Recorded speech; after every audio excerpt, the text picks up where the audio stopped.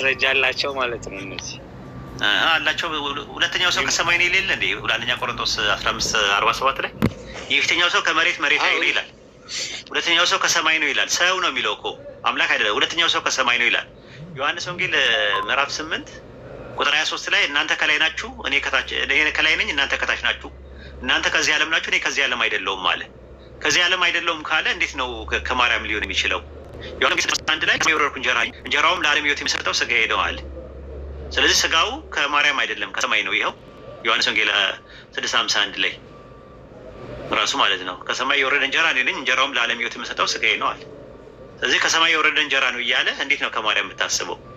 ከዓለም ስጋ ሆነ ይላል ዮሐንስ ወንጌል 1:14 ላይ። ዳግመኛ የተወለዳችሁት ከሚበሰብስ ዘር አይደለም ይላል አንደኛ ጴጥሮስ 1:25 ላይ። ስለዚህ ዳግመኛ የተወለዳችሁት ከሚበሰብስ ዘር አይደለም ካለ ቃል የማይበሰብስ ዘር ከሆነ የአዳም የሚበሰብስ ከሆነ ኢየሱስ የያዘው ስጋ የማይበሰብስ ከነበረ ሁለተኛው ሰው ደግሞ ከሰማይ ነው ካለ ከመንፈስ ቅዱስ ነው የተጸነሰው ከተባለ እንዴት ነው ከማርያም የሚወስደው? ምን ነገር አለ? ከማርያም ከወሰደ ደግሞ ፍጡር ነው የሚሆነው። እንዴት ነው የሚሆነው ይለዋል።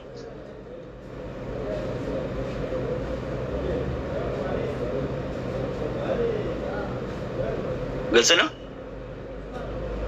ግልጽ ነው። ግን እኮ የእነሱም ከስላሴ አማኞች ያልተናነሰ ውዝግብ ነው። መልስ ያስፈልጋል። ከማርያም የወሰድ ከማርያም ሉቃስ 1:31 ላይ ተጸነሰ ነው የሚለው። ከእርሷ የተጸነሰው ከመንፈስ ቅዱስ ነው እና ይላል። ጽንሱ መንፈስ ቅዱስ ነው፣ የመንፈስ ቅዱስ ጽንስ ነው። ስለዚህ ከማርያም ምንም የወሰደው ነገር የለም። ጽንሱ ራሱ የመንፈስ ቅዱስ ነው። ማዕፀኗን እንደ ከራይ አድርጎ ነው የተጠቀመበት። ልክ ቤተ ከራዩ የለውን ቻይና እና እንትን ምንድን ነው ታይላንድ ሰው ይሄዳል አይደለ? ዘሩን ሲለው ዘሩን ተወስድና ዘርን የእናትየውም የአባትየውም ዘር ይወሰድና ማዕፀን አለ። ለ9 ወር ያክል ገንዘብ ትከፍላለህ። 200,000 የኢትዮጵያ 300,000 ትከፍላለህ። 200,000 300,000 ከተከፈልክ በኋላ እዛ ውስጥ ትሄዳለህ። እሷ ትወልዳለች። አቅፈህ ልጅን ይዘህ ትመጣለህ። ከዛ ልጅ ማን ነው? የእሷ ነው ወይስ የማን ነው? ባዮሎጂካሊ ስለወለደችው የዛችኛውም ነው። ታይላንድ ያለችውም ልጇም ነው። ግን ስለወለደችው ነው። ባዮሎጂካሊ ግን የማን ልጅ ናት? ራሱ ጄኔቲካሊ የባህለ ዘሮቹ ማለት ነው። እንደገና ደግሞ የአብ ልጅ እና የማርያም ልጅ እንትን ከተባሉ በሌላ አባባል ባልና ሚስት ነው የሚሆኑት። ስትመለከተው የማርያም እንቁላል ከተወሰደ ቃል ደግሞ ዘር የሚባለው ነገር ደግሞ ከሆነ ቃል መጥቶ ከልጁ ሰማይና ምድር ከመፍጠሩ በፊት የነበረው ቃል የሚባል ልጅ የነበረው መጥቶ ከዚህኛው ጋር ከተዋሃደ ያ ወንድና ሴት ማለት ነው፣ ባልና ሚስት ማለት ነው። በሌላ አባባል የክርስቶስ እናትና ኢየሱስ በእናቱ ሰው ነው፣ በአባቱ እግዚአብሔር ነው። አንተ በእናትህ ምንድን ነህ? ሰላም አንዴ።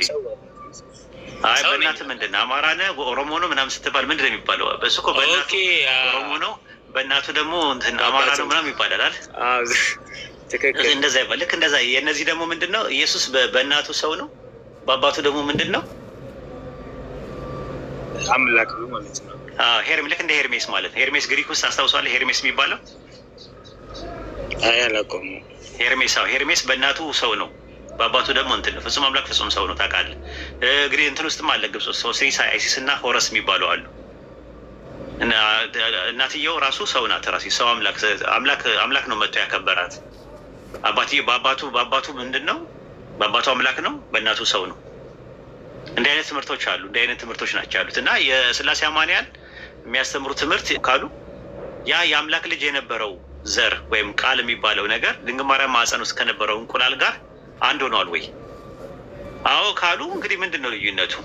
ያው የሚለየው ነገር ምንድን ነው? ተራክቦ አለማድረጋቸው ነው፣ አንሶላ አለመጋፈፋቸው ነው እንጂ በተረፈ የአብ ልጅ የነበረው ከማርያም ልጅ ጋር በተዋህዶ አንድ ሆኗል። ከሁለት አካል አንድ አካል፣ ከሁለት ባህሪ አንድ ባህሪ፣ የመለኮት ባህሪ እና የሰው ባህሪ ሁለቱ ተገናኝተዋል፣ ተዋህደዋል። ያላ ጥራት ይገባ። በጣም ነው የሚዘገንን ነው። አልዘገነናችሁም? የመለኮት አካል ከሰው አካል ጋር ሲዋሃድ፣ የመለኮት ባህሪ ከሰው ባህሪ ጋር ሲዋሃድ መጥተው ስለዚህ የኦኒሰስ ትምህርት በምን ጣዕሙ እርፍ ነው የሚያደርጉት። ከማርያም ምንም የወሰደው ነገር የለም። የራሱ ቃል ነው፣ የራሱ ልጅ ነው። ድንግል ማርያም ማህፀን ውስጥ መጥቶ ተወለደ። አለቅ ፔሬድ 4 ነጥብ። አሁን መረጃ አላቸው የላቸውም ምናምን ነገር አርጊመንት እነ ደራ ይወጡታል። ይኸው ደራ አለ። አሁን ቅድም ብያለሁ ከማርያም አሁን ምንም ነገር አልወሰደም ብሎ ይከራከራል። አሁን አንድ ቦታ ሊቀቁለትና ይግባና ይህን ነገር ይሞግት። ይኸው አሁን እንዴት ሙግት እንዴት እንደሆነ ላሳያችሁ ነው። አስገቧቸው፣ አስገቡልኝ። ናገባ እንደ ፖዚቲቭ ትወርዳለች እያሉ ነበረ። ትወርዳለች። ቆይ እየወቀሷቸው የነበረው ምንድን ነው? እናንተ የሙስሊሞችን እምነት ነው የምታምኑት እያሉ እየወቀሷቸው ነበር። እንደ ሙስሊሞች ማን የወረደው? እነዚህ ኦንሊ ጂሰሶች ዩቲ ወርዳለች። ኦንሊ ጂሰሶች አስገቡት፣ ደራን አስገቡት። ናገባ በሚመች ቦታ አይደለውም የሚባል ነገር የለም። ናገባ ከማርያም ምንም ነገር አልወሰደም ብላችሁ ታምናላችሁ? ይህ ትምህርት ኤክስፖዝ መደረግ አለበት። የእኛን ትምህርት ደግሞ መታወቅ አለበት፣ የኛ የሙስሊሞች ማለት ነው። እሺ ካልተመቸ እንግዲህ ምንም ማድረግ አልችልም። ኡስታዝ እንትን ሌላ የመጨረሻ ጥያቄ ላድርገውና ስፔሻሊ እነዚህ ኦሪየንታል ኦርቶዶክስ አንድ ምንነት ነው ያለው የሚሉት ላይ አንድ ምንነት ካለ በኋላ ኢየሱስ አንድ ምንነት ካለ በኋላ ከዛ ድጋሚ ከአብ ጋር በምንነት አንድ ናቸው ማለት ይቻላል። ምክንያቱም አንድ ምንነት የሚለው ከሁለት ባህሪ የተገኘ አንድ ባህሪ ነው። እሱም ስጋው ምንነት ነው። ከአብ ከወልድ ከመንፈስ ቅዱስ ምንነት በምንነት አይደል አንድ የሆኑት? አዎ ከአብ ከወልድ ከመንፈስ ምንነት ጋር አንድ ሆነዋል። ለዛ ነው በስላሴ የአካል አራተኛ የባህሪ ሁለተኛ የለም። የሰው ባህሪ መጥቶ በመለኮት ባህሪ ላይ አልተደረበም። አይ እንደዛ ከሆነ ሁለት ባህሪ ነው። ሁለት ባህሪ ካለ የመለኮት ባህሪ አለ፣ የአብ የወልድ መንፈስ ቅዱስ ባህሪ አለ። ከወልድ ከስጋው ባህሪ ጋር መጥቶ በአንድ አካል ውስጥ አለ ነው የምስራቅ ኦርቶዶክስ እና የካቶሊክ የፕሮቴስታንት ትምህርት። የኦሪየንታል ትምህርት ግን ምንድን ነው የሚሉት? ከሁለት አካል አንድ አካል ሆነ፣ ከሁለት ባህሪ አንድ ባህሪ ሆነ። በቃ አንድ ነው። በቃ አንድ ኢየሱስ አንድ ነው። በቃ አለቀ። አንዴ በስጋ አንዴ በመንፈስ ምናምን በመለኮት ምናምን እያሉ መነጣጠል አይቻልም። ከተዋሃደ በኋላ ምንታዊነት ሁለትነት የሚባል ነገር የለም ነው ትምህርታቸው፣ የምስራቅ ኦርቶዶክስ የኢትዮጵያዎቹ ማለት ነው። ያው ጥያቄ ምን መሰለህ ኡስታዝ፣ ይሄ አንዱ ምንነት ምንድን ነው ተብሎ ሲጠየቅ ስጋው ቃል የሚባል ወይም ደግሞ መለኮትነት የተዋህዱበት ነው። ኮምፖዝድ ነው በምንነት አምላክ እኮ ኮምፖዝድ ነው። አብ ግን ኮምፖዝድ አይደለም። ስለዚህ በምንነት አሁን ከተዋህዶ በኋላ እነሱ በሚሉት ከተዋህዶ በኋላ ኢየሱስና ወልድና አብ በምንነት አልተለያዩ። ከተዋህዶ በኋላ በምንነት አልተለያዩ። የአብም የወልድም የመንፈስ ቅዱስ መለኮት ጋር ነው አብሮ የተዋህደው ራሱ ባህሪው ማለት ነው። የአብም የወልድም የመንፈስ ቅዱስ ባህሪ አንድ ነው አይደል? አንድ ባህሪ ነው። ስላሴ አንድ ባህሪ ነው ያላቸው። የዛ የመለኮት ባህሪ ከሰው ባህሪ ጋር አንድ ሆኗል።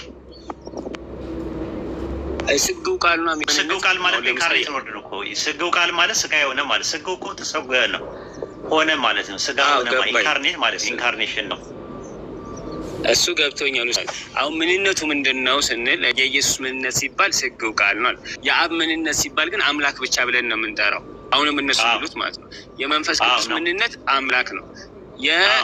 የወልድስ የኢየሱስ ሲባል ግን ስጋው ቃል ተብሎ አዲስ ምንነት ተፈጥሮለታል። ልክ ከተዋህዶ በኋላ አምላክ ደንጥላቸው ሁለቱ የተለያዩ ናቸው። አደራህን ማለት የምስራቅ ኦርቶዶክስ እና የኦሪየንታል ኦርቶዶክሶች ተዋህዶ የሚያምኑበት እንትን ትንሽ የተሻለ ነው። ከነዛኞቹ የተሻለ ነው። ለመሰለ የተሻለ ነው ብዬ የምልህ አንድ ባህሪ ነው የሚሉት። አንድ ባህሪ ነው የሚሉት። ሁለት ባህሪ አይሉ ራሱ ምንታዊ እነዚህኞቹ ምንታዊ ይሉና ሁለት ነው ይሉና በመለኮት ባህሪ ላይ ሁለተኛ ባህሪ አይጨመርም ብለው ነው የሚያምኑት። ገብተዋል? አይጨመርም ነው ብለው የሚያምኑት ማለት ነው። እና አይ ቲንክ ኦርቶዶክሶቹ ቢኖሩ ጥሩ ነበር። ኦርቶዶክስ ይግቡ አንዴ የተወሰነ እንትን ለማለት ለሚሄድ ቢገቡ ጥሩ ነው ኡስታዝ። እኔም ጠይቄ ነበር ከዚህ ቤት ልደታ ከካቶሊኮች እነሱ እንደዛ ይነበራሉ። የትምህርታቸውን ግልጽ ስላልሆነ ግን ቆይ ኡስታዝ የወልድ ከተዋህዶ በኋላ ያለው ውህድ አንድ ባህሪ ነው አይደል እኮ። ተዋህደ ሲባል ተቀላቀለ አይደለም እኮ። አሁን እነሱ አሁን ሚያ ነው ሚያ ታክም ሚያ ማለት ኮምፖስት ነው ራሱ ምንታዌ ሳይሆን ተዋህዶ። ተዋህደ ማለት የተቀላቀለ ማለት አይደለም። የግዕዝ ቃል ነው። ተዋህዶ ማለት ትርጉሙ ታውቀዋለህ? ተዋህዶ ማለት ሲምፕሊ አንድነት ማለት ነው። አንድነት ማለት ነው። አንድ ብለህ የለም። አዎ አሃድ ብለህ በግዕዝ አንድ ብለህ አንድነት ለማለት ስትፈልግ ምንድን ነው የምትለው? ተዋህዶ ትላለህ። ልክ እንደ ተህዊድ ማለት ነው። ተህዊድ ማለት ምንድን ነው? ተውሂድ ማለት ምን ማለት ነው? ተውሂድ ማለት አንድነት ማለት ነው። ዋሃደ ከሚለው ዋሃደ አንድ አደረገ ከሚል ነው የመጣው ራሱ። ተዋህዶም ዋሃደ ነው፣ ተመሳሳይ ነው። አንድነት ኢትሓድ ዋሂድ ግን ኢትሓድ አንድነት ኢትሓዱ ነው መሰለኝ። ተውሂድ ግን እንትን ነው አንድ መሆን ብቻ አንድ መሆን። እኮ አንድነት ማለት ነው ትርጉሙ። አንድነት ይሆናል ራሱ። አሁን ተስሊስ ምንድን ነው በአረብኛ? ሶስትነት ማለት ነው። ስላሴ ሶስትነት ማለት ነው። ልክ እንደዛ ማለት ነው። አሁን ለምሳሌ በግዕዝ ተዋህዶ ማለት አንድነት ማለት ነው። ምንታቤ ሁለትነት ነው። ስላሴ ሶስትነት ማለት ነው። ትርጉሙ የቃሉን ትርጉም ነው ነገር ረባኑ ምናምን የሚባለው ደግሞ አራትነት ይባላል። እንደዚህ አይነት ነገሮች አሉ፣ ትምህርቶች አሉት ማለት ነው። እና ያ ነው ያለው። ትንሽ ኮምፕሊኬትድ ነው፣ ሞር ፊሎሶፊካል ስለሆነ ታውቃለህ። ፊሎሶፊካል ነው ራሱ እንትኑ ማለት ነው። አይ ቲንክ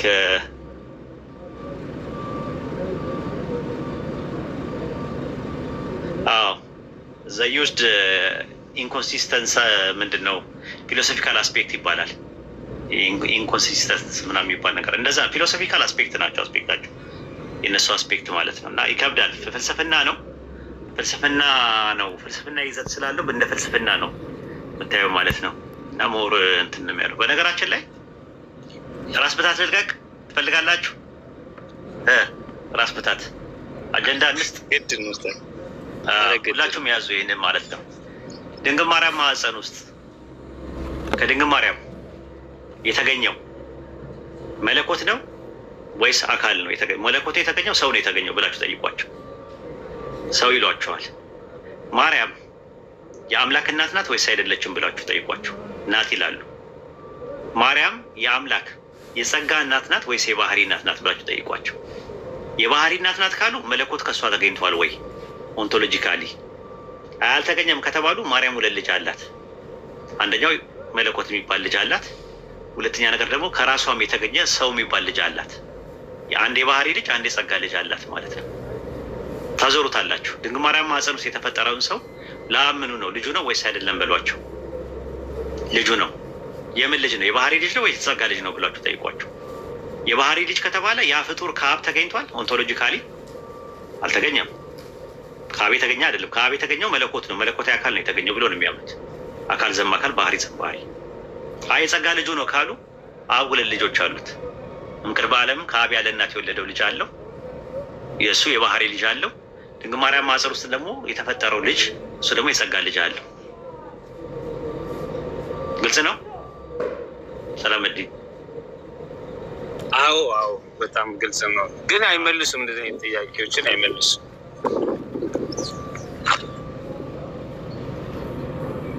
ገብተው ቢመልሱ አሪፍ ነው። ልጨምርላችሁ። ድንግል ማርያም ማህፀን ውስጥ የነበረውን ስጋ መጥቶ ሲዋሃድ ያ የተዋሃደው ስጋ ፍጡር ነው ወይስ አይደለም ስትሏቸው ፍጡር ነው ይላሉ፣ ይስማማሉ። የተዋሃደው ከተፈጠረ በኋላ ነው ወይ ከተዋሃደ በኋላ ነው የተፈጠረው ወይስ ከመዋሃዱ በፊት ነው የተፈጠረው ወይስ በተዋሃደበት ጊዜ ነው የተፈጠረው?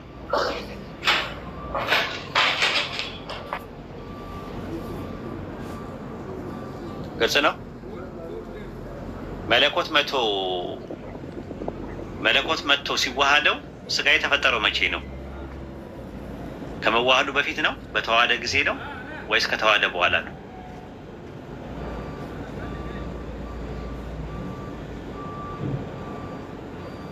የዮኒሰስ ትምህርት አሁን እንትን ይላል። የዮኒሰስ ትምህርት አሁን ለእነዚ አይነት ነገር ይገላገልሃል። ምንም መጥቶ የተዋህደው ነገር የለም ይላል። ራሱ ነው ቃልም ስጋ። ልክ የሙሴ በትር እባብ ሆነ አይደል? እባቡ እናትና አባት ነበረው። እባቡ ስላዴ አልነበረው። የሙሴ በትር ተቀየረ ብለው ያምናሉ እንዴ? እንትኖች ተቀየረ ብሎ ነው። የሙሴ በትር የተቀየረ ሳይሆን የሙሴ በትር እባብ ሆነ። በቃ እባብ ሲሆን በቃ እባብ ነው። በትሩ ነው። ልክ ቃልም ስጋ ሆነ የሚሉት እንደዛ ነው የሚያውቁት። ወይም ደግሞ በትሩ ወደ እባብነት ተቀይሯል አይደል ኡስታዝ? አብርሃም ልጁን ሊሰዋ ሲል ምን መጣለት ታስታውሰዋለህ? በእኛ በግ መጥቶለታል። ኧረ በእንትን ላይ ዘፍጥረት 22 ላይም በግ መጥቶለታል። ያ በግ እናትና አባት አለው የለውም? በቃ እንደዛ ማለት ነው። ይህም በግ እንደዛ ነው። ዘፍጥረት 14 ላይ አብርሃም ጋር የመጣው መልከጼዴቅ የሚባለው እናትና አባት አለው? ዕብራውያን 7:3 መሰረት እናትና አባት አለው? የለውም አይደል? እናትና አባት የሉትም ነው የሚለው እኮ። በጉም ካህኑም የኢየሱስ ምሳሌ ከሆነ ይላሉ እንስሶች፣ በጉም ካህኑም ራሱም ከሆነ ይሄ ድንግል ማርያም ማኅፀን ውስጥ የተዘጋጀው በግ እናትና አባትም የለውም፣ ካህኑም ራሱም እናትና አባት የለውም። ከማርያም ምንም የወሰደው ነገር የለም። በእርሷ ውስጥ ነው ተጸንሶ የመጣው የሚል ትምህርት ነው ያላቸው። ምንም የወሰደው ነገር ቃል ስጋ ሆነ። ልክ የሙሴ በትረ እባብ እንደሆነው በትሩ ነው እባብ የሆነው፣ ልክ ቃልም ነው ስጋ የሆነው። ስለዚህ ከማርያም የወሰደው ምንም ነገር የለም የሚል ነው ትምህርታቸው።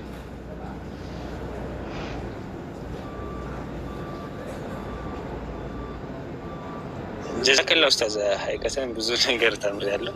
አላህ ኸይር ጀዛን ይክፈል። አሚን አሚን።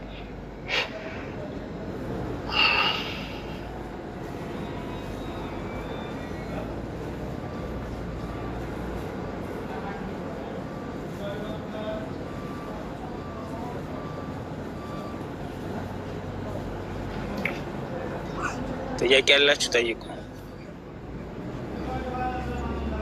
ጓል ዱከምም ገብቷል ኡስታዝ። ጥያቄ ነው። እንዴት ዋላችሁ? እንዴት አመሻችሁ? ልጠይቅ ጥያቄ? ጠይቂ ጓል። ሰላም ብያለሁ። እንዴት ነሽ? ሰላም እግዚአብሔር ይመስገን። ኢየሱስ በአባቱ እግዚአብሔር ነው በእናቱ ሰው ነው ስትል ሰማሁና ይላሉ። እኔ ሳምለው እነሱ የሚሉትን ነው ያልኩሽ። መጽሐፍ ኦኬ። ምን ማለት ነው? በአባቱ እግዚአብሔር ነው ማለት በእናቱ ሰው ከሆነ እንደዛ እንደሚባለው የእግዚአብሔር ልጅ እግዚአብሔር ነው ማለት ነው ወይስ? የእግዚአብሔር ልጅ እግዚአብሔር ነው፣ የሰው ልጅ ሰው ነው። ሰውና እግዚአብሔር ነው ሁለቱ። አሁን ለምሳሌ የድመት ልጅ ድመት ነው አይደል? በቃ እንደዛ ማለት ነው። የአይጥ ልጅ አይጥ ነው ማለት ነው። የእግዚአብሔር ልጅ እግዚአብሔር ነው። እግዚአብሔር ነው። እግዚአብሔር የሰው እናት ምንድን ናት? ሰው ናት። የድመት እናት ምንድን ናት? ድመት። የእግዚአብሔር እናት ምንድን ናት? የእግዚአብሔር እናት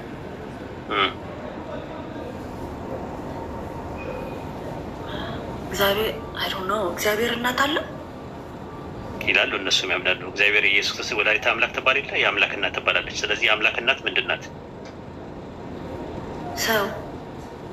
ለምን የሰው ልጅ ሰው ነው፣ የአይጥ ልጅ አይጥ ነው፣ የድመት ልጅ ድመት ነው፣ የውሻ ልጅ ውሻ ነው በሚለው ያዥው እና ከዛ ደግሞ የውሻ እናት ውሻ ናት፣ የድመት እናት ድመት ናት፣ የሰው እናት ሰው ናት። የአምላክ እናት ምንድን ናት? አምላክ። ስለዚህ ማርያም አምላክ ናት ብለሽ ጠይቂያቸው። ያስኬዳል? ኦኬ። የሰው ልጅ ሰው ነው፣ የጦጣ ልጅ ጦጣ ነው፣ የድመት ልጅ ድመት ነው፣ የአይጥ ልጅ አይጥ ነው። የእግዚአብሔር ልጅ ምንድን ነው? የአምላክ ልጅ ምንድን ነው? የአምላክ ልጅ አምላክ ነው። ሉቃስ 3:38 ላይ አዳም የማን ልጅ ነው ይላል? የማን ልጅ ነው ይላል? ሉቃስ 3:38 ላይ አዳም የእግዚአብሔር ፍጡር ነው፣ የእግዚአብሔር ልጅ ይለዋል። ስለዚህ አዳም የእግዚአብሔር ልጅ እግዚአብሔር ከሆነ አዳም ምንድን ነው? እግዚአብሔር ነው። ኢዮብ ምዕራፍ 38 ቁጥር 7 ላይ መላእክት የማን ልጆች ናቸው? እግዚአብሔር። ስለዚህ መላእክት ምንድን ናቸው? እግዚአብሔር ናቸው። አንድ አይነት ነገር ሎጂኩ አያስኬድም ነው ለማለት የፈለገው። ኦንቶሎጂካሊ ከወሰድሽው አደጋው ብዙ ነው፣ መዘዝ ይዞ የሚመጣው።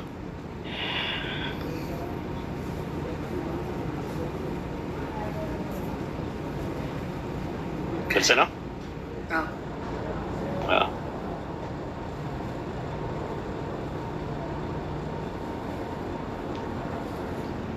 ማርያም ወይ እኔ ወለድኩት አንቺ ታቀፍሽው አለ እንትና ሲናገር ዚቅ ላይ ቅዱስ ያሬድ በዚቁ ምን አለ? ማርያም ወይ እኔ ወለድኩት አንቺ አቀፍሽው አለ ራሱ ማለት ነው።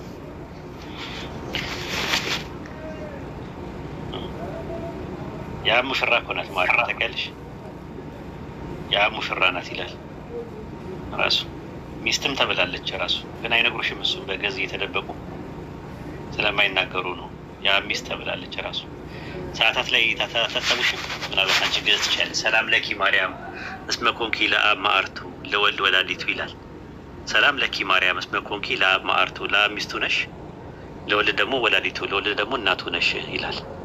ወለመንፈስ ቅዱስ ጽርሐ ቤቱ ይላል ራሱ ማለት ነው። ሰላም ለኪ ማርያም መኮንኪ ለአማርቱ ለወልድ ወላዲቱ እያሉ ነው የሚናገሩ ማለት ነው ራሱ ማለት ነው። እና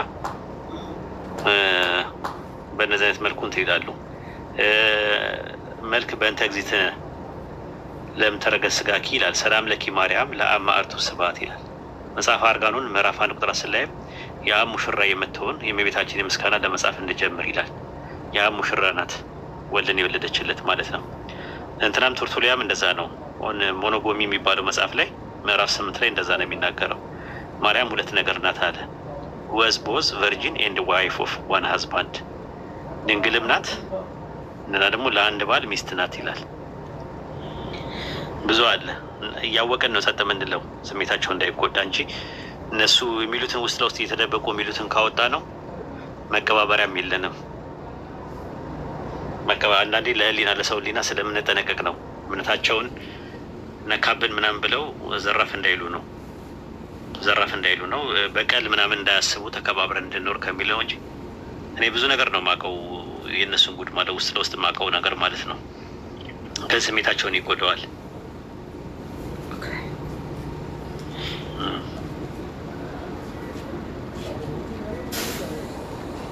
ከማርያም የሆነው ከሰው የሆነው ማን ነው? ከሰው የሆነው የሆነው ማን ነው? እግዚአብሔር አብ ነው፣ እግዚአብሔር ወልድ ነው፣ እግዚአብሔር መንፈስ ቅዱስ ነው። እግዚአብሔር ወልድ ነው ማለት ነው። ሰው ያልሆኑ ደግሞ ስንት እግዚአብሔሮች አሉ? ይቀሩ ሁለት አሉ ማለት ነው። ከዛ ነው አብርሃም ቤት የገቡት እግዚአብሔሮች አጋዕዝተ ዓለም ይባላሉ። አጋዕዝተ ዓለም ታውቂያለሽ? እግዚ ማለት በግዕዝ ጌታ ማለት ነው። አጋዕዝት ማለት ደግሞ ጌቶች ማለት ነው። አብርሃም ቤት የገቡ ዓለምን የሚገዙ ጌቶች አሉ። ሶስት ናቸው። እግዚአብሔር አብ አንዱ እግዚአብሔር ነው። እግዚአብሔር ሁለተኛው እግዚአብሔር ነው። እግዚአብሔር መንፈስ ቅዱስ ሶስተኛው እግዚአብሔር ነው ይላሉ። ሐምሌ 7 ለሚከበረው የሥላሴ ዓመታዊ በዓል ዋዜማ ላይ ሐምሌ 6 ላይ እንዲህ የሚል እንትን አለ። ነአምን ወነአምልክ በአሐዱ እግዚአብሔር እምቅድመ ዓለም ሀሉ። ትርጉሙም ከዓለም በፊት በነበረ በአንዱ እግዚአብሔር እናምናለን እናመልካለን። ወነአምን በአካሉ እግዚአብሔር ዘበምልክናሁ ለአብ ይመስሉ፣ በአምላክነቱ አብን በሚመስል በሁለተኛው እግዚአብሔር እናምናለን። ወነአምን በሳልሱ እግዚአብሔር መንፈስ ቅዱስ ዘይመልክ ሁሉ፣ ሁሉም በሚሞላ መንፈስ ቅዱስ በሶስተኛው እግዚአብሔር እናምናለን ይላል። ይታይሻል። በአንዱ እግዚአብሔር እናምናለን። አንዱ እግዚአብሔር ማን ነው? አብ። ሁለተኛው እግዚአብሔር ማን ነው? ወልድ ካሉ እግዚአብሔር። ሳልሱ እግዚአብሔር ሶስተኛው እግዚአብሔር ማን ነው? መንፈስ ቅዱስ ብሎ ያስቀመጡት ማለት ነው። እና ምናልባት እየዋሻው ነው እኔ እስቲ እናዳምጣቸው።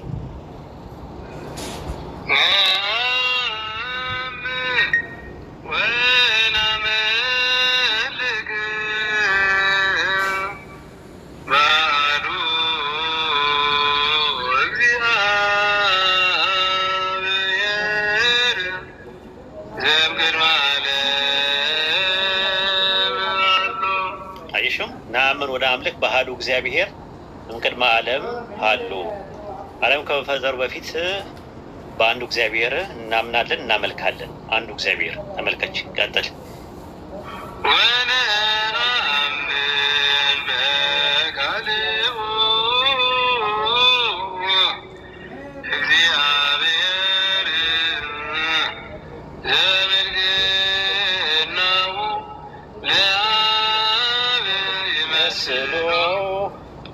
በሁለተኛ ምን ይላል? ወነአምን በካሉ እግዚአብሔር፣ በሁለተኛው እግዚአብሔር እናምናለን። ዘምልክናሁ ለአብ ይመስሉ፣ አብን በሚመስል በሁለተኛው እግዚአብሔር እናምናለን አለ። ወነአምን ካለ በኋላ ወ ማለት በግዕዝ ልክ እንደ አረብኛ ነው እና ማለት ነው። ልክ እንደምለው በዕብራይስጥ። ሶስተኛውን ደግሞ አዳምጡት።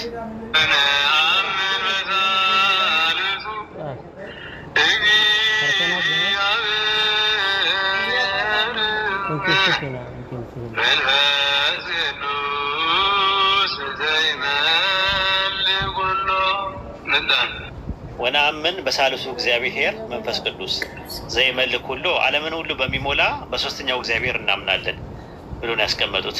እና በዜማ ሐምሌ አያውቁም ብለው ነው። ቅኔ ማህሌት ውስጥ የተቀረጸውን እኔ ቪዲዮ ራሱ ቀርጬያቸዋለሁ። ራሱ ቅኔ ማህሌት ውስጥ ነው የምነግራቸው። ያው ስሙት።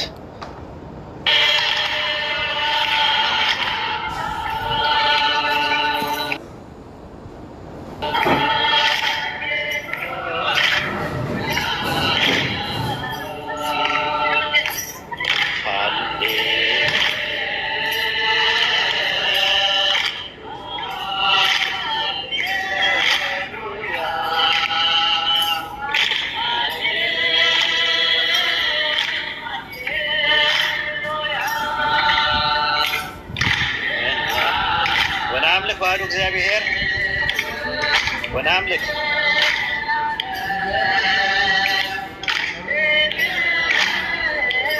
በአሐዱ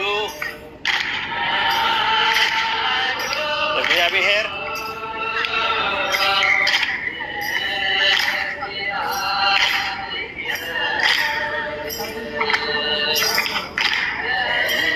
ቅድመ ዓለም ሀሎ ተሽረው መርወ ድምፅ ወነአምን በካሉ እግዚአብሔር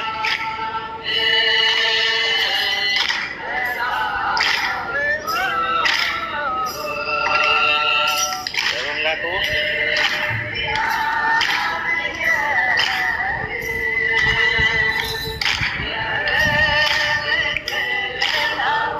ለአብ ይመስሎ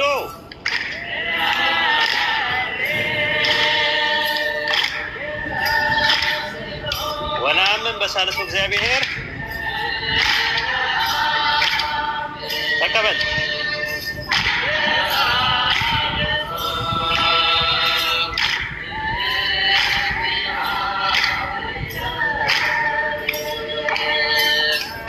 መንፈስ ቅዱስ ዘይመልክ ሁሉ ተቀበል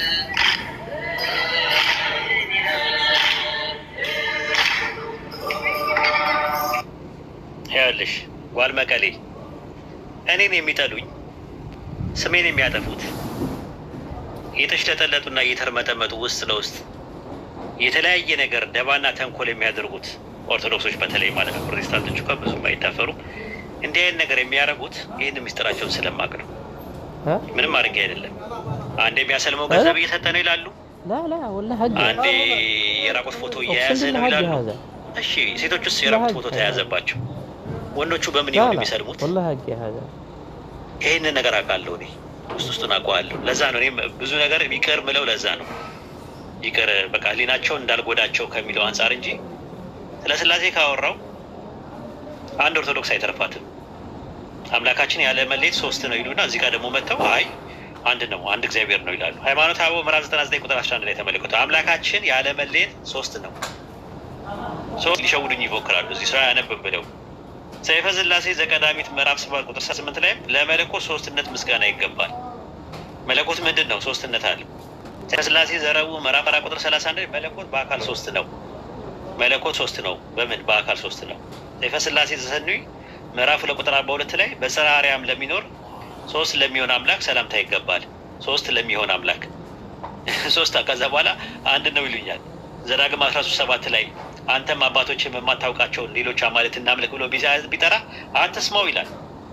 አብርሃም አያውቀውም፣ ይስሐቅ አያውቅም፣ ያዕቆብ አያውቅም፣ አይሁዳኖች አያውቁም።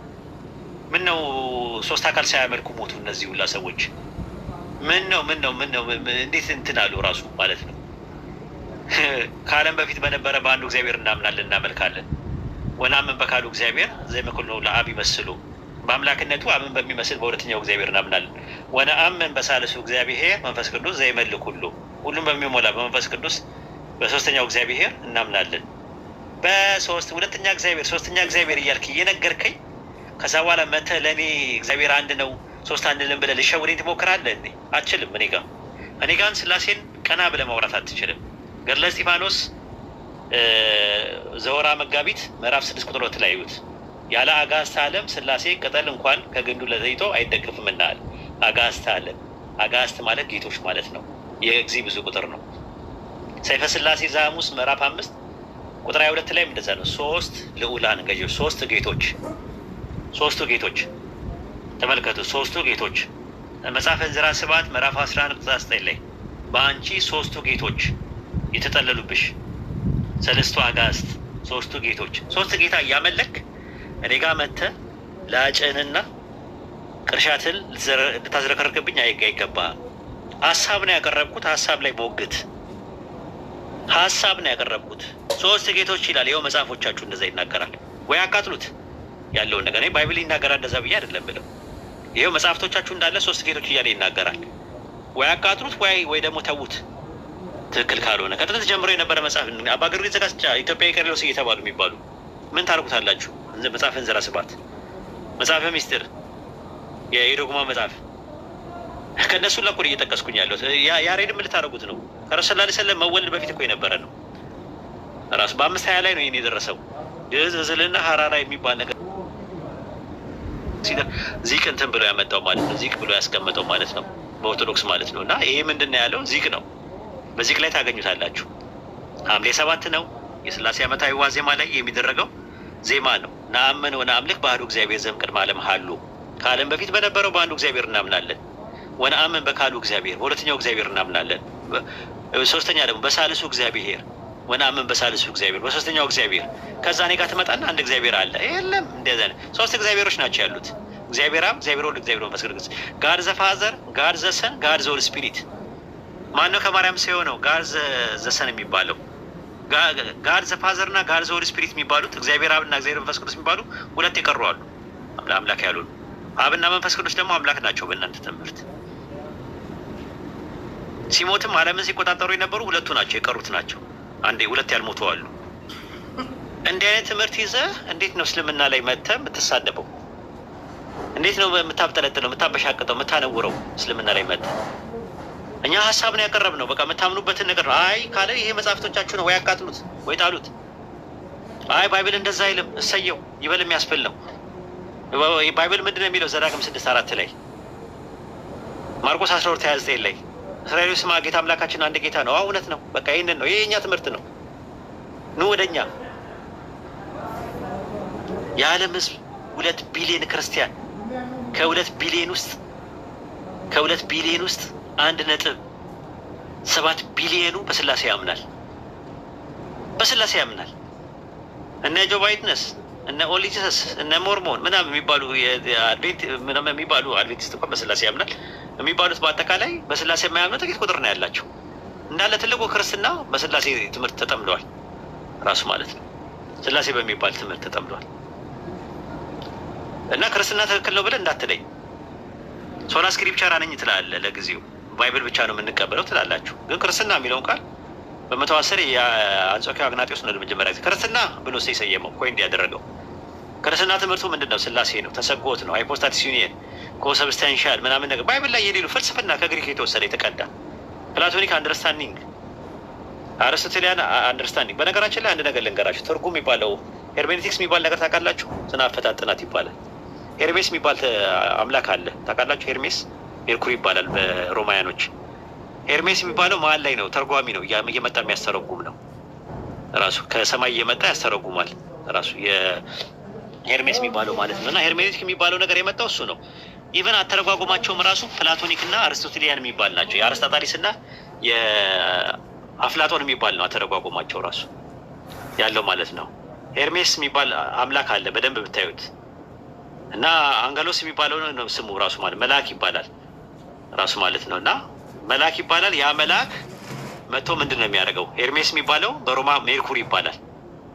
ሄርሜኒዮስ የሚባለው ተርጓሚ ማለት ነው ራሱ። ሄርሜኔቲኮስ ማለት ስነ አፈታት ጥናት የሚሉት የአማልክቱ ተርጓሚ ነው እና መልእክተኛ ነው። አማልክቱ ሲልኩት አንጌሎስ ይባላል እሱ ራሱ።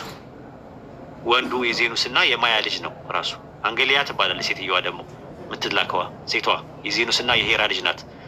በጣም ዱርዬ ነበር ይሄ ዜኑስ ብትመለከት። ዜኑስ ማያንና ሄራን ነው ያገባው። ከማያ ማንን ወለደው? ሄርሜስን ወለደው ራሱ። አንጌሊያን ደግሞ ከማን ነው የወለዳት? ከሄራ ነው የወለዳት ራሱ ማለት ነው። እህቱ ናት ለአንጌሎስ። አንጌሎስ ደግሞ ማን ነው?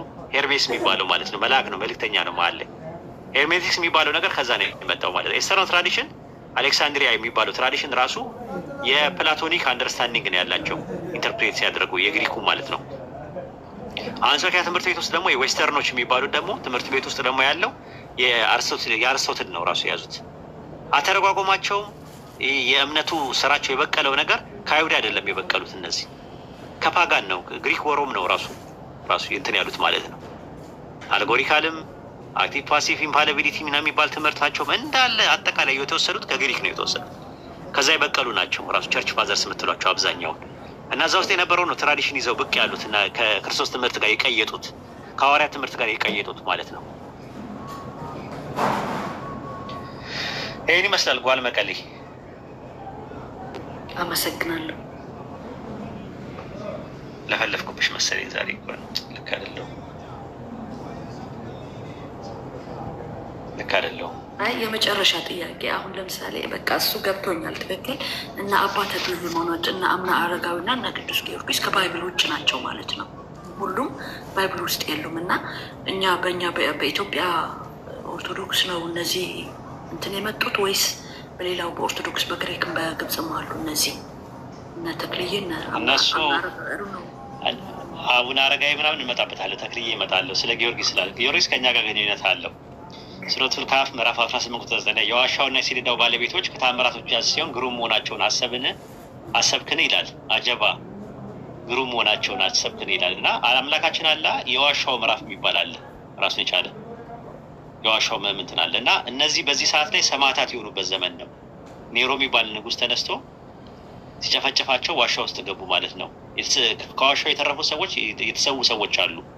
መርቆሬዎስ የሚባል አለ፣ ማርኪዩስ የሚባል መርቆሬዎስ የሚባለው አለ። በ224 ነው የስላሴ ትምህርት ምናምን ከመምጣቱ በፊት የነበረ ነው መርቆሬዎስ። ቂርቆስና ኢየሉጣ የሚባሉ አሉ በ304 ላይ ራሱ ማለት ነው። አርሴማ አለች ራሱ በውጭ በ290 ጆርጅ አለ በኢትዮጵያ ጊዮርጊስ የሚባለው 303 ላይ ነበሩ ማለት ነው። እና በ372 ላይ ነው በ372 ላይ ነው የነቁት። ሲነቁ ገበያው ተቀይሮ ምናምን ያዩት የራሱ ማለት ነው። እና የቁጥራቸው መጠን አይታወቅም። በኦርቶዶክስ እና በካቶሊክ 7 ናቸው ይላሉ። 7 ደቂቀ በኤፌሶን ዳኪዮስ ውስጥ የነበሩ ናቸው፣ ፐርስኪዩት ተደርገው የነበሩ ናቸው ተብሎ ነው የሚታመነው። በ372 ላይ ነው። ለ300 ዓመት ነው የቆዩት ማለት ነው። እና በጨረቃ አቆጣጠር 9 ዓመት ይጨምራል። 309 ቀን ማለት ነው። 300 ዓመት ነው የቆዩት። የቁጥራቸው መጠን ግን አጠይቃቸው ያለው እነሱ 7 ናቸው እያሉ ነው የሚለው ይከራከራሉ። 8 ነው የሚለው አሉ፣ 9 ነው 12 ነው የሚለው አሉ። ያንን ነው የዋሻውና የሰሌዳው ባለቤቶች ከተአምራቶች ሲሆን ግሩም መሆናቸውን አሰብክን ይላል። እና ዋሻ ውስጥ የነበሩ ሰዎች አሉ፣ ከዋሻው የተረፉት አሉ፣ ሰማዕታት የሆኑት እነሱ እንደዛ ናቸው። አቡነ አረጋዊ የምታያቸው ተስዓቱ ቅዱሳን ከሚባሉት ውስጥ ሚያፊሲስ እና ዲያፊሲስ በሚባለው ጭቅጭቅ ተሰደው የገቡ ናቸው። እና አባ ገሪማ ገረምከኒ አባ ገሪማውን ባይብልን አይ ቲንክ ከአረማይስጥ ይሁን ከሶሪያ ይሁን ወይ ከግሪክ ይሁን ወደ ግዕዝ የተረጎሙ እሳቸው ናቸው። አቡነ ገብረ መንፈስ ቅዱስ ገዳም ውስጥ ያለው እሱ ነው ራሱ መልከጼዴቅ ገዳም ውስጥ ነው ያለው እንጂ አቡነ ገብረ መንፈስ ቅዱስ ራሱ የሚባሉት ማለት ነው። አቡነ አረጋዊ የሚባሉት ማለት ነው። እሳቸው የወጡት ማለት ከረሱል ሰለላሁ ዐለይሂ ወሰለም በፊት ነው ኢትዮጵያ ውስጥ የገቡት ራሱ እነሱ። ከዛ በኋላ እነዚህ አቡነ ተክለ ሃይማኖት የምታያቸው የነበሩት ቲሳ ነው። ቲሳ ተክለ ሃይማኖት ነው የተወለዱት። እዚህ ቡልጋ ውስጥ ነው የተወለዱት። ቡልጋ የተወለዱት ማለት ነው። ቲሳ ተክለ ሃይማኖት ነው የተወለዱት ማለት ነው። ከዛ በኋላ ነው የተቀበሩት ደብረ ሊባኖስ ያለው ሸዋ ውስጥ ማለት ነው። ወደ መራ ቤቴ አካባቢ ሳደርሽ መሰለኝ አይዶን ነው። ከዛ በኋላ ደግሞ አቡነ አረጋዊ የሚባሉት ደግሞ ከአቡነ ገብረ መንፈስ ቅዱስ የሚባሉት ደግሞ ከግብፅ የመጡ ናቸው። እሳቸው ኢትዮጵያ ውስጥ አይደለም ያሉት ማለት ነው። ዝቋላ ላይ ያረፉት ማለት ነው። እነዚህ ያን ነገሮች አሉ። እነዚህ በኋላ ላይ የመጡ ናቸው። ራሱ እንትናም የሚባል አለ ራሱ የመነን አለ ራሱ ገብረ ክርስቶስ የሚባል አለ ራሱ ገብረ ክርስቶስ ይባላል ራሱ ገብረ ክርስቶስ። የሰፈሩ ጠፋኛውን የሰፈር ነበር ገብረ ክርስቶስ የሚባለው ታስታውሳላችሁ? እሱ ደግሞ ቆማጣ ነበረ፣ ተቆምጦ ነበረ፣ ሙሽራ ነበረ። ገብረ ክርስቶስ ሰፈሩ የት ነበረ? አየር ጤና መስመር አንድ ጠፋኝ ሰፈሩ። አሁን እዛ ነው እንትን የሚባለው ገብረ ክርስቶስ አለርት ያለበት ቦታ ላይ የአዲስ አበባ ልጅ የለም። ዘነበ ወርቅ ነው። ዘነበ ወርቅ ያለው ማለት ነው ገብረ ክርስቶስ እሱ ማለት ነው። ዘነበ ወርቅ በዛ እና እዛ እንትን ነው እና እንዲህ አይነት ነው ትምህርታቸው። ዋልዘ መቀሌ ታወዝ ሄልፕፉል። አመሰግናለሁ በጣም ኡስታዝ። ኦኬ እሺ። ዱከ ምንድን ነው? ምን አድርጉ ነው የምትለን? ከማስተማር ውጭ ምን አደረግን?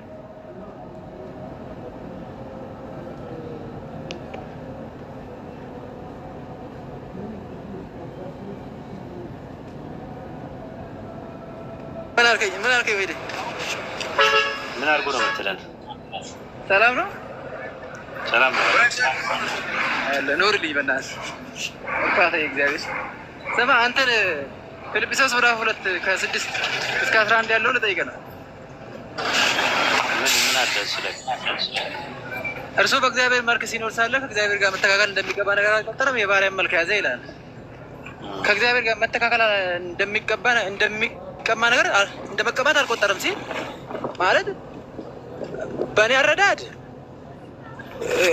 ብዬ የማምነው ከተወለደ ጀምሮ ነው በእግዚአብሔር መልክ የኖረው ብዬ ነው ማለት ቅድስናና ገዢነት ስልጣን ብዬ ነው የማስበው እኔ ማለት እኔ ያመንኩበት ነገር ግን አንተ በአንተ መረዳት እስቲ እንዴት ነው በእግዚአብሔር መተካከል የሚለው ነው መቀማት ነው መቀማት የሚለው ነው የሆነበት ጥያቄ በእግዚአብሔር ሁሉም ነው እዛ ውስጥ ያለው እዛ የተቀመጠው ነው ሁሉም ነው ጥያቄ ሳይሆን ለጠቅላላ እውቀት ነው እርሱ ይላል እርሱ ማለት ክርስቶስ የሚለውን ተክቶ የመጣ ነው ፊልጵስዩስ 2:5 መቼ ነው በእግዚአብሔር መልክ የኖረው ነው እኮ ጥያቄ መጀመሪያው